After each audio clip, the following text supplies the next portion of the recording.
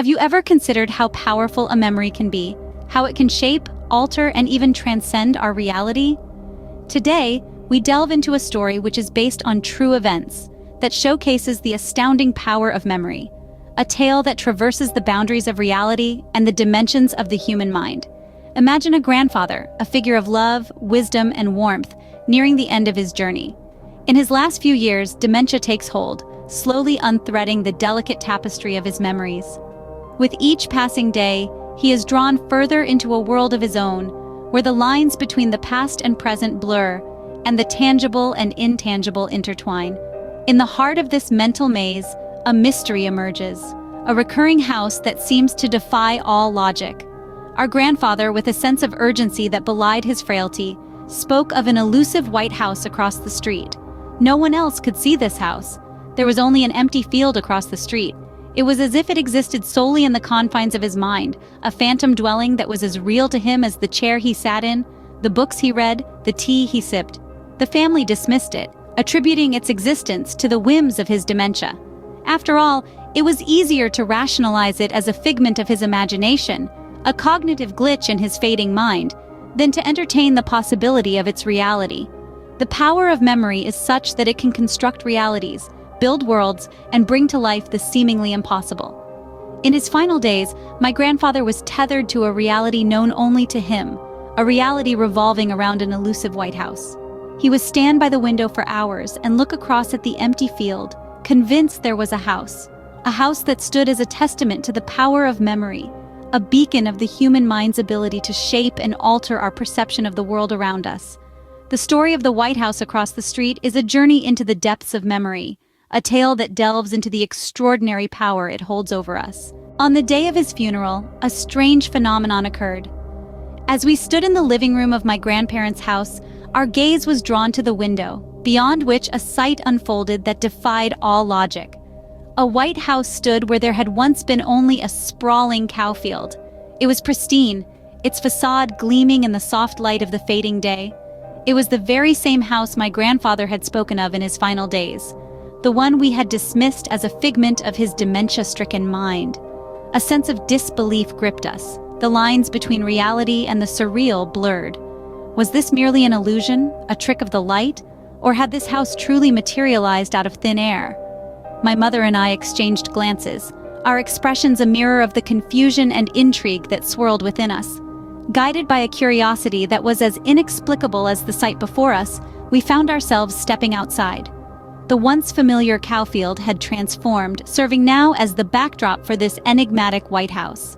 Our steps were cautious, each one laden with a mix of trepidation and wonder.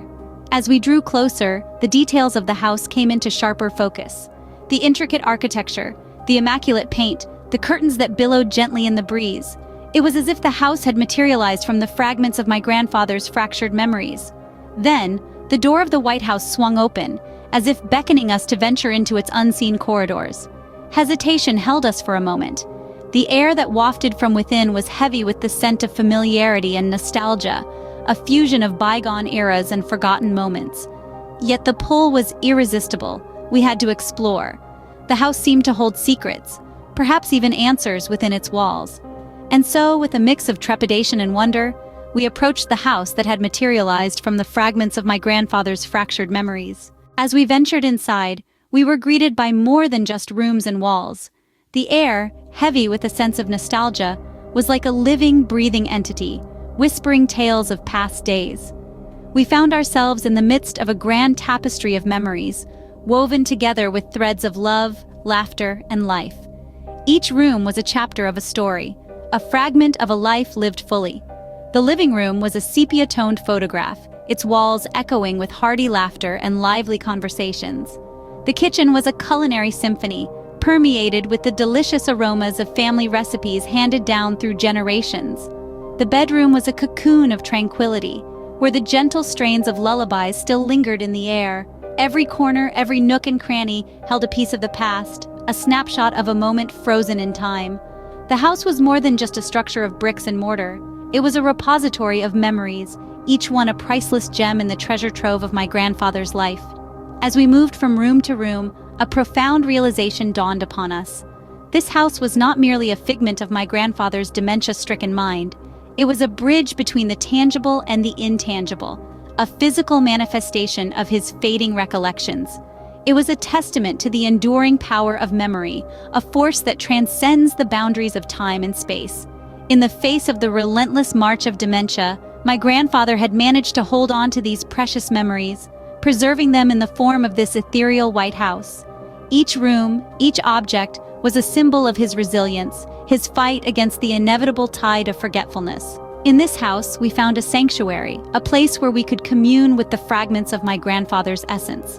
The grieving process, once tethered to the sorrow of loss, now unfolded in the transformative space of remembrance and unexpected discovery.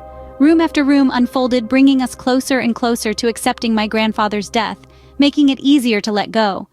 Each room, a chapter in a book of memories, brought forth feelings of joy, sorrow, longing, and love. As we navigated this labyrinth of recollections, the house began to recede, fading back into the recesses of shared memories. It was as though the house had fulfilled its purpose, bridging the gap between our tangible reality and the intangible realm of my grandfather's fragmented recollections. The legacy of my grandfather's dementia, though marked by the enigmatic, became a testament to the enduring power of memory, a force that transcends the boundaries of time and space.